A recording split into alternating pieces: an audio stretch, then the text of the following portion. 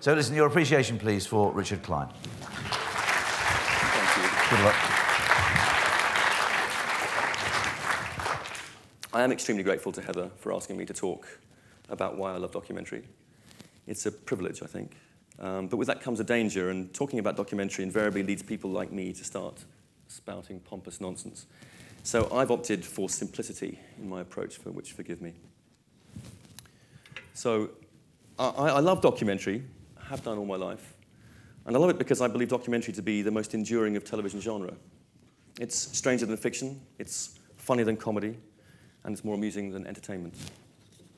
On the surface, it is the most ephemeral of genre, since it seeks only to document the current and portray what happens in front of our eyes. And yet it is the genre that seems to me to most stand the test of time. Human beings have always loved looking at themselves. It's one of our most enduring and, I think, endearing traits. If you go back thousands of years and look at those cave wall paintings and drawings, what are they of? They are what the peoples saw around them, which is invariably themselves and their environment. And I think that's why documentary remains popular, because they are so current, so of the moment, always reflecting back and acting as a mirror on ourselves. In a word, they connect. But that in itself is not enough for me. I also love documentaries because they can be the most honest of television genres, revealing the world around us unflinchingly, but with a genuine sympathy. And that is why, in the end, at its very heart and very best, I believe documentary is one of the great art forms of the modern era. But I also want to suggest that in this age of sentimentality, where at times there is an unwillingness to address hard truths, to reflect the genuine, often ugly complexities of human behavior, it's more important than ever that documentary continues not just to survive, but to thrive. And why broadcasters, in my view, must remain faithful to the tradition of allowing documentaries in all their ways and guises to play on their channels.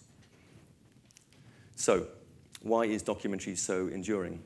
Why is documentary the genre that survives the nuclear war that is the modern television landscape of declining budgets, channel proliferation, advertising downturns, dumbed-down programming, and obsession with entertainment at all costs, a flinching away from complexity towards sensation, and the cultural terror that is political correctness? Documentaries have, of course, always faced tough times. It is, if you like, our farmer's lament. But seriously, who would go into this genre anyway these days? Docs don't make any money.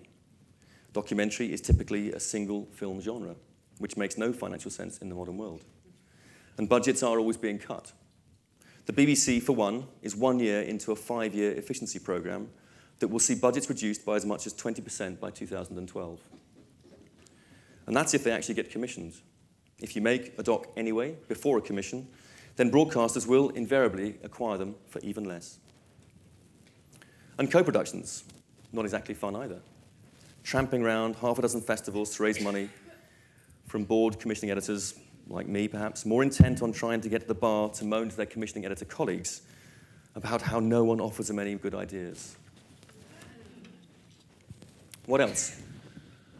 Well, docs don't rate, typically. They're gloomy, they're miserable. There's always some legal reason why the thing can't be broadcast when the scheduler wants to. And guaranteed there'll be all kinds of complaints afterwards from people who say they were misrepresented or that they didn't actually say that thing about their mother-in-law. And perhaps the biggest challenge the documentary is facing from competition from inside its own genre, factual. Factual programming is enjoying good, if not the best of times. It's factual programming that has undergone an extraordinary revolution. Over the past 15 years or so, it has changed beyond recognition, so that today there are at least half a dozen new forms of factual. The constructed documentary, from The Apprentice to Baby Borrowers, formatted docs like Wife Swap and Faking It. Then there's docs that have a kind of constructed trigger, The Choir or Beyond Boundaries, where they seek to take a counterintuitive proposition and then test them over the course of programming. Then there's the immersive doc, Bruce Parry's Amazon or Jamie Oliver's School Dinners. There's doc soaps, reality, pop docs, shock docs, formatted features, featured formats, doc, shock, pop, doc, whatever. And of course, shock, pop docs. And then on the sidelines, there's every other genre stealing our thunder. Comedy, brilliantly, with shows like The Office. And entertainment, brilliantly, with shows like I'm a Celebrity, Get Me Out of Here. And, let's say it, reality TV, such as the first early, brilliant runs of Big Brother. So, we're stuffed. And yet, in the face of all this, I would say, healthy competition and sustained industry pressure, I remain passionately wedded to the genre and equally firmly convinced that docs do have a future that will allow them to thrive and endure. So what gives me this confidence? Well, for one thing, I think documentary has an extraordinary ability to tell it how it is. It is precisely because it isn't made up, precisely because it isn't faked or invented, that gives documentary its power. And that's the first aspect of docs that I truly love. At the heart of great documentary is a determination to be unflinching in the face of harsh reality, to record what happens as it happens. Documentary filmmakers view a remarkable world through their lenses. What they see is often shocking, terrifying, unhappy, and of course, amazing, charming, hilarious. But what I really look for from this community of filmmakers, and what I believe raises documentary above so many other program genres, is that documentary filmmakers don't turn away, nor do they seek to hide it. Instead, when docs really work, they go one step further and reflect the complexity that is at the heart of true human behavior. Characters, people, are the mainstay of documentary. But people are complicated. They lead messy, complicated, often contradictory lives. People are both heroic and villainous at the same time. They oscillate from having our sympathy to losing it. And I always enjoy that aspect of this genre, the way that great documentary has always been able to accommodate that range of human behavior, from bad to good in the same character. And thankfully, wonderfully, truth is stranger than fiction, and therefore much more interesting. Human beings are always so amazingly strange, do the oddest and most extraordinary things. They are surprising and often unbelievable. And documentary filmmakers consistently repeat that feat of constantly unearthing more new, different, amazing characters. That's what gives documentary its heart and its soul, that willingness in great documentary to portray people as they really are, in all their glorious contradictions and hypocrisies, in all their humanities, bravery, and sorrows. And by recording these characters, it gives us true insight into both our world and ourselves. But great films need more than just character. They need narrative, journey, plot. And that requires good filmmakers to have patience and confidence and a certain dogged determination, not to say a mad obsession. The documentaries that really rise above the average do constantly come back again and again and again with the sense that the narrative is keeping us guessing, keeping us thinking about what will happen next. And that can only work when character and narrative interplay with each other. And, forgive me, this is the pompous bit. To have a true narrative or plot, I think great documentary must always seek to explore one or other universal truth. For me, documentary, like novels or plays or other art forms, must try to give us insight into human beings that are as true to any society in any period as they are to us today. Tragedy, obsession, loss, love, absurdity, hatred, and so on. Really great docs use narrative and character to explore one or other essential human truth. I have another love, and that is something that is unique to documentary. It is, and I'm happy to debate this, the only television genre that, to me, genuinely allows the voice of original authorship to flourish. The auteur-filmmaker strikes fear in the heart of many broadcasters, but for me, that originality of voice is as terrific as it is rare, and it is to be treasured in my book. These hard-to-find, by the way, filmmakers have the same approach and ability to storytelling as novelists and playwrights. And because they draw from real life and real imagery, their end product, a film, a story, a portrait, has a power and a connection to audiences that other genres simply don't have. And it isn't easy. Many are called, few are chosen, to take real life and real people and transforms those stories into something that is as dramatic as any tale of fiction, that has the insights and universal truths of any Shakespearean play or Dickens novel, is true alchemy. It is not only a major feat, but I think because it is actually true, largely, I think it's even more admirable and moving. I have another weakness, redemption. I think most of the truly great films move us because in the end, they are redemptive in one sense or other. They enable us to believe in the human race again, one way or another. And that redemption nearly always comes because great filmmakers often have an innate sympathy for people. Actually, more than that, they like people. And that's where the tart in me meets the idealist. I believe that great docs must be redemptive, sympathetic, open-minded, not just because that's the right thing to be, but because, without question, that approach makes for a better story. There is simply more jeopardy like that. That's not to say filmmakers cannot have a point of view. Everything I've said so far is geared around the belief that they need that above all else. If the filmmaker wants to take a position in a film, then by all means do so. But I believe they must do so openly and within the film. That's why, for me, Leah Reagan's film, Battle Center, which I saw at this film festival in the very first time I came here, is one of the great docs about one of the most difficult documentary subjects, religion. This film, about a Jesus Army Centre in London, begins with Leo explaining that he is a lapsed Catholic and dislikes religion. And from then on, for me, I'm happy in whatever he says.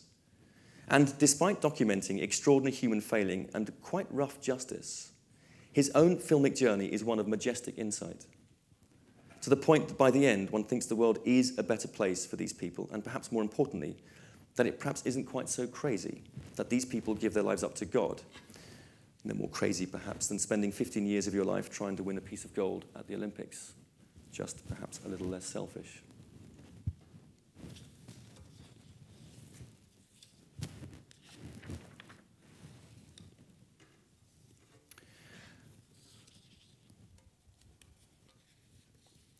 And all these elements together, character, narrative, complexity, redemption, a voice, and documentary's other essential component, its immediacy.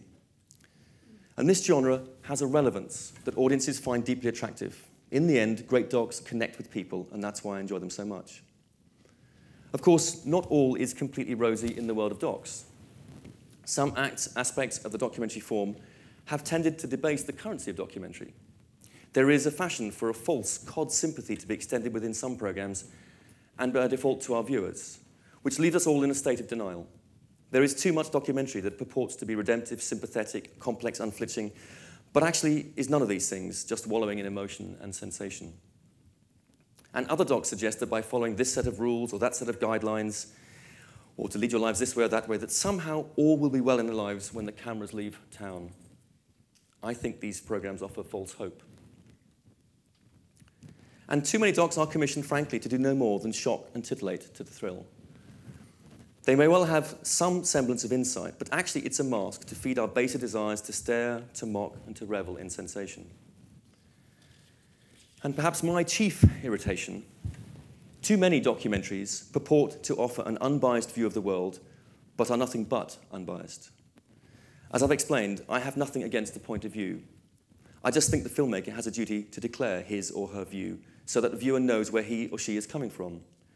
I am constantly amazed at how many films I see or ideas I receive where the filmmaker has taken a predetermined position about a subject with the assumption that all right-minded folk must surely agree with it.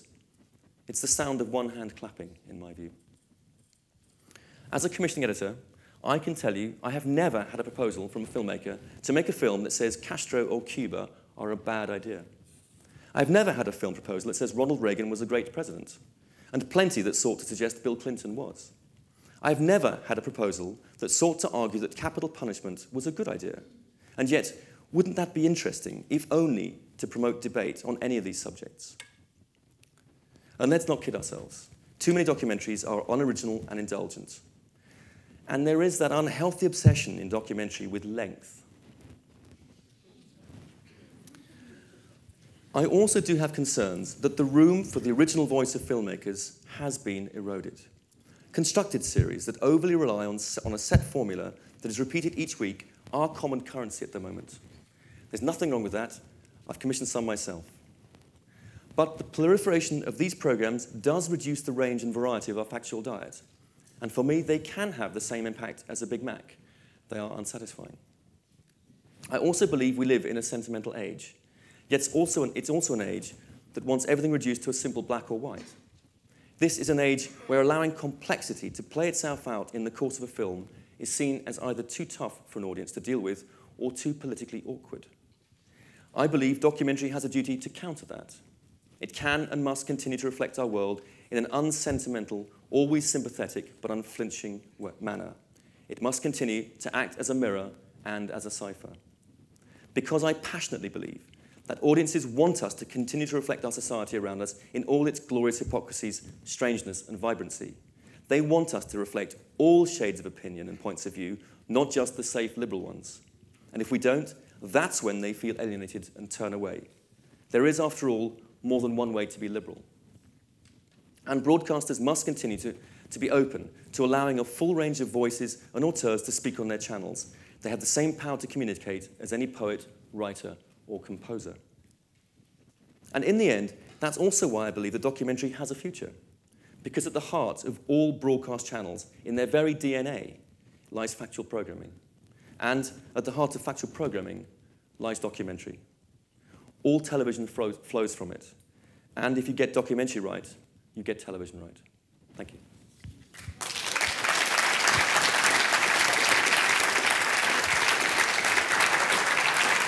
Sorry.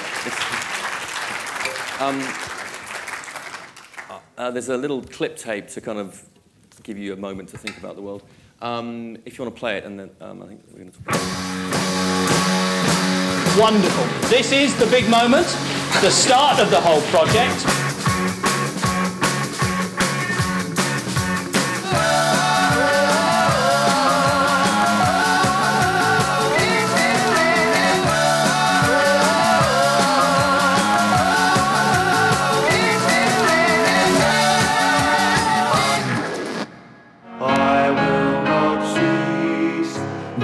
Your own city anymore.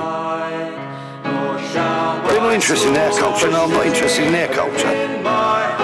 Still rather have nice foreign neighbours than nasty English ones.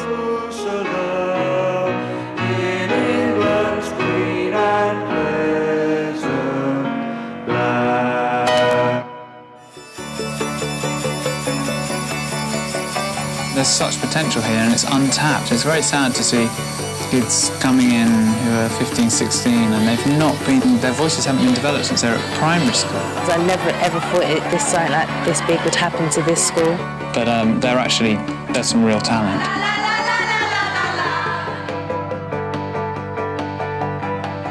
This is how I imagined a sweatshop to be.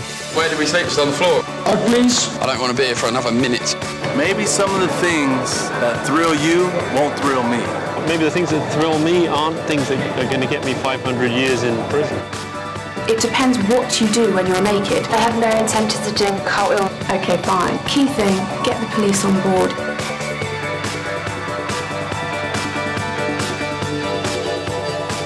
If I can come back with some contentment and some wisdom, then I'll really feel that I've done that.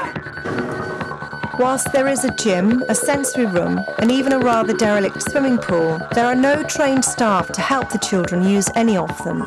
The majority of the children just sit and rock.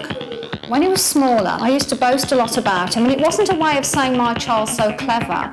It's a way of saying my child isn't stupid because he's got a form of autism.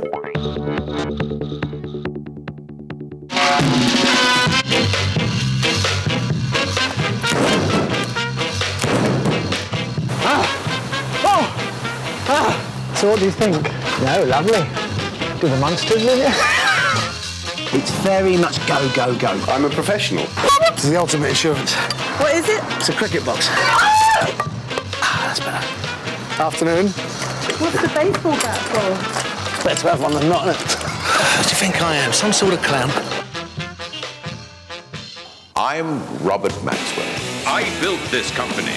It is my company. We have plans for your money. It is legal to reach out and take things. How much are we talking about? This trickle of water coming out of the rock here is the source of the mightiest river in the world, the Amazon.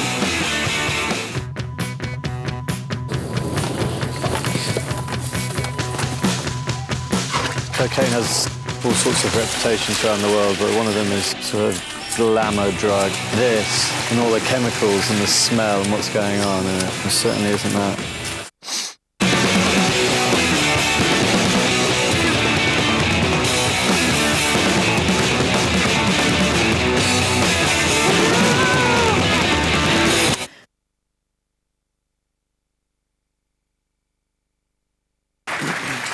a couple of things, Richard, though. Sorry, another drink, should I say. You talked about an age of sentimentality. Yeah. First of all, what do you mean by that? And secondly, do you think that's more to do with audiences or broadcasters? I think it's actually culturally prevalent. It's in our society. I think there's a tendency for people to talk about things and sympathise, but not necessarily be able to kind of recognise they may have themselves have a responsibility in that situation to deal with it. So television programmes reflect that a lot of the time, where quite a lot of the time I think we don't really put it to people what their true situation is. And in other words, filmmakers can sometimes withdraw and aren't tough enough with them, but real documentary, proper documentary does do that, but remains sympathetic to their situation at the same time. You can have both at the same time, and that's when you move beyond simply slightly wallowing in the sensation of it. Do broadcasters crave wallowing in sensation? Is that easier for channel controllers to get? I don't know if broadcasters do crave it. I think there's a sensibility around that that's what people like. It's easier, if you like, than asking hard questions. And I suppose if you really want to give opportunity to kind of find out of a situation, you need time to elapse. You need things to happen in your film that require time and a movement in the narrative. And of course, a lot of television programming these days is pretty pacey. There's not much time to allow stuff. So rather than allow things to evolve naturally, we can often make it happen quicker, partly by constructed, partly by format. Nothing wrong with that. There's plenty of those in there as well. I'm just saying, don't only do that. That's not the only way. That's not the only way to reflect our society. You could argue, documentary is meant to be a record of our society. If you go back over the last 20, 30, 40 years and you wanted to get programming material to reflect various parts of our times in our society, I'd like to think that there is within our vaults things that say something about this period of the last 10 years, not just constructed programming, not just formats and features, but actually genuine documentary, because in that you will find, if you like, some real truths. Do you find that you commission things in the hope that they'll ask hard questions and then sometimes you sort of feel let down by them? Or do you sometimes hate yourself for commissioning things which you know really are about sentimentality? I never hate myself. I recognise the landscape of television in the modern era. There's no question, and I don't have a problem with it by and large. I'm arguing that we should be reasonably firm to ensure we have a diverse range of programming out there. Okay, that we document our world in a range of ways, and it would be quite easy to. Do you mean we filmmakers or you broadcasters? I think broadcasters and commissioners actually have a duty. Perhaps the BBC more than most. We're a public service channel. I think we have particular duties on our shoulders, and so I'm really arguing that we should ensure we have range, breadth, diversity, colour of voice, and that does include format and constructed. But I want it to also include the single documentary, the long-form documentary, the observational programming that actually takes quite a lot of time to make. We need all of that. That's what all channels need. That I think. How much room for manoeuvre do you find that you have in the BBC to? It's really refreshing, I have to say, to hear you talk so passionately about the things that you care about and what documentary can do, at least for you. And people may not agree, but it is genuinely refreshing to hear somebody in a position like yours reflect those things.